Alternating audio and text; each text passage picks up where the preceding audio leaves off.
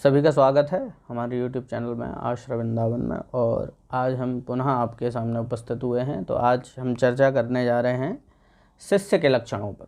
शिष्य कैसा होना चाहिए। हमने गुरु की चर्चा करी, अगुरु की चर्चा करी, अब हम शिष्य की चर्चा करते हैं।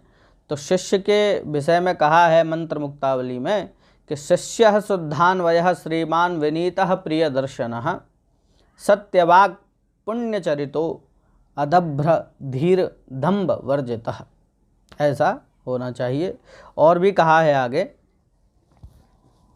कि काम क्रोध परित्यागी भक्तश्च गुरुपादयोः देवता प्रणवः काय मनोवाग्भिर दिवानिशम् नीरुजो निर्जिता शेषापातकः श्रद्धयान्वितः द्विजदेव पितॄणाश्च नित्यमर्चा परायणः। ऐसा होना चाहिए। युवा विनयिता शेष करणः करुणालयः इत्यादि लक्षणैर्युक्तः शिष्यो दीक्षाधिकारवान्। तो मंत्र मुक्तावली का ये उदाहरण है। और आगे श्रीमद् भागवत ग्रंथ का भी एक उदाहरण दिया है, जिसको भी मैं बोल देता हूँ कि अमान्यमत सरो दक्षो निर्ममो दृढ़ सौहृद असत्वरोर्थ जिज्ञासु अनसूय मोद्रिवाक।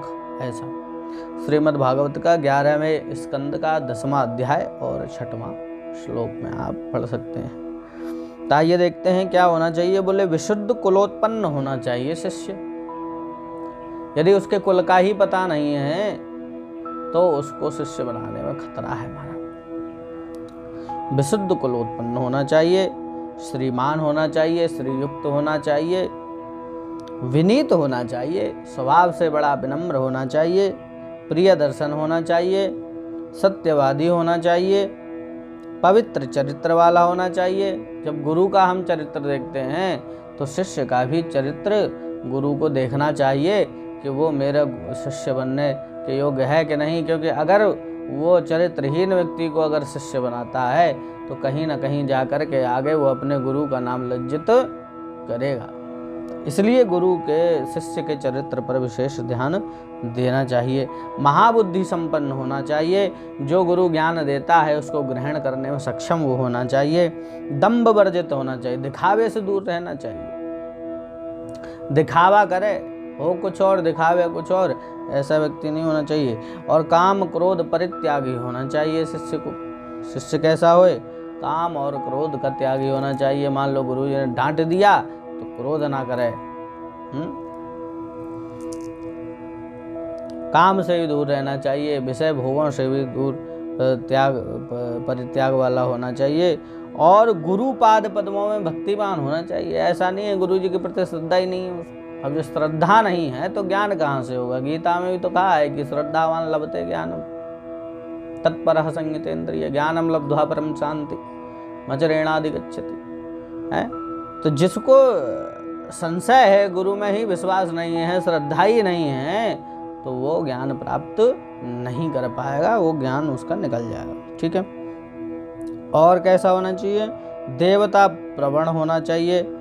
काय वाक्य मन के द्वारा अहर्निश देवता भक्ति परायण होना चाहिए, विष्णु भक्ति परायण होना चाहिए। दिन रात उसको भक्ति में ही लगे रहना चाहिए।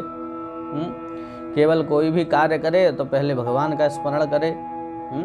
तो ऐसा होना चाहिए। रोग शून्य होना चाहिए, अशेष पातक वर्जित होना चाहिए।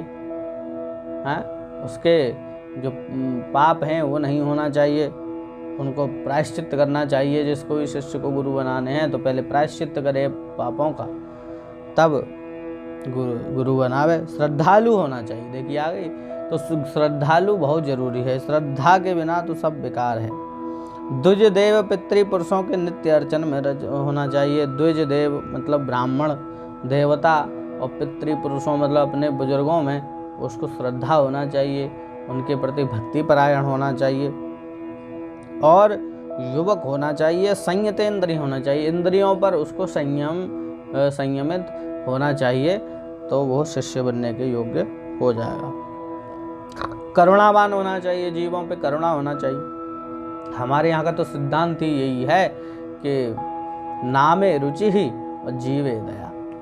जब तक जीव में दया नहीं होगी तब तक नाम में रुचि भी नहीं हो सकती, और नाम में रुचि हो गई तो जीव में दया भी अपने आप हो जाएगी। दोनों ही एक दूसरे के पूरक हैं, इसलिए ये होना चाहिए, करुणावान होना चाहिए। तो इत्यादि लक्षणों से अलंकृत व्यक्ति ही दीक्षित होने का अधिकारी है। ऐसा ही व्यक्ति वैष्णव दीक्षा ले सकता है।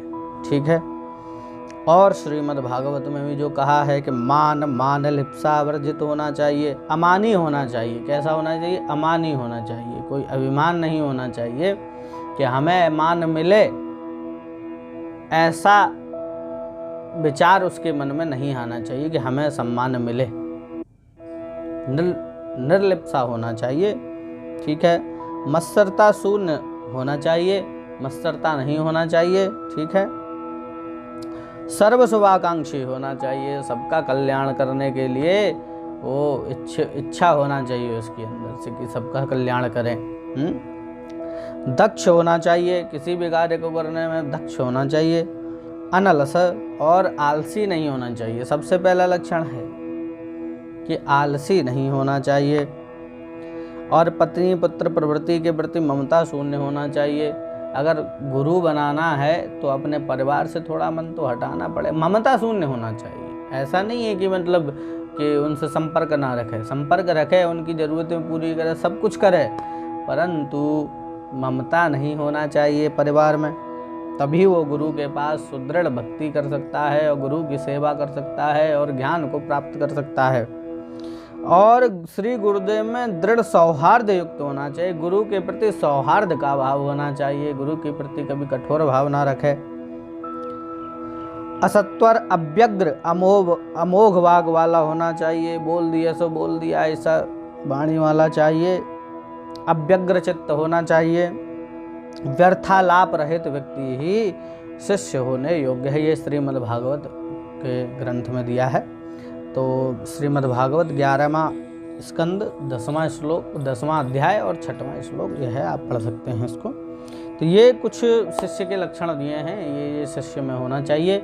और इनके बिना अगर कोई गुरु शिष्य बनाता है तो कहीं ना कहीं वो जो है धोखा पाता है और वो उसका नाम बदनाम करता है। तो इसलिए इन चीज़ों को भी, वैसे तो आजकल ये सब चीज़ें बिल्कुल गौड़ सी हो गई हैं, दिखती नहीं हैं, तो क्योंकि गुरु लोग धकाधक शिष्य बनाने में लगे हैं और शिष्य लोग जहाँ गुरु बदल देते हैं, जब मन करे जहाँ जो देखा कि हाँ ये बढ़िया, अरे इनको उतने लोग मानते तो वहीं चले गए। तो ऐसा नहीं होना चाहिए। गुरु में गुरु के लक्षण घटित होने चाहिए और शिष्य में शिष्य के लक्षण घटित होने चाहिए। तो ऐसी शास्त्र की मान्यता है। और कैसा शिष्य नहीं होना चाहिए वो हम आपको अगली वीडियो में बताएंगे कि शिष्य कैसा नहीं होना चाहिए। ठीक है। किस शिष्य को छोड़ना चाहिए, उसकी उपेक्षा करनी चाहिए, तो वो भी आगे हम आपको बताएंगे। तब तक के लिए नमस्कार।